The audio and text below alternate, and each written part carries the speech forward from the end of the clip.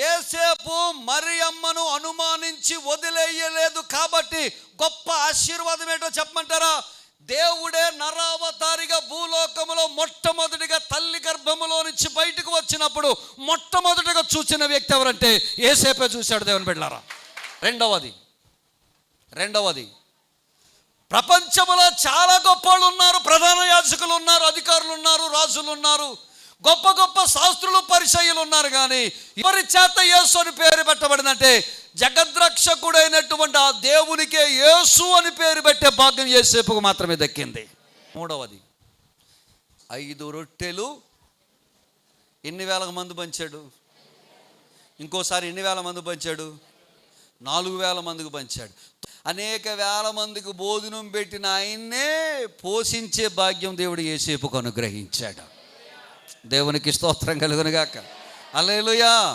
మొట్టమొదటిగా చూచే భాగ్యాన్ని దేవుడు యేసేపుకు అనుగ్రహించాడు. పేరు పెట్టే భాగ్యము దేవుడు యేసేపుకు అనుగ్రహించాడు.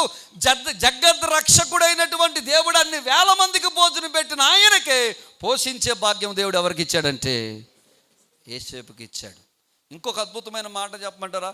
ఎప్పుడైతే యేసేపు దేవదూత మాటకు లోబడ్డాడో అప్పటి నుంచి ఆ దేవదూత మరియమ్మతో మాట్లాడడం మానేసి యేసేపుతో మాట్లాడడం మొదలెట్టింది.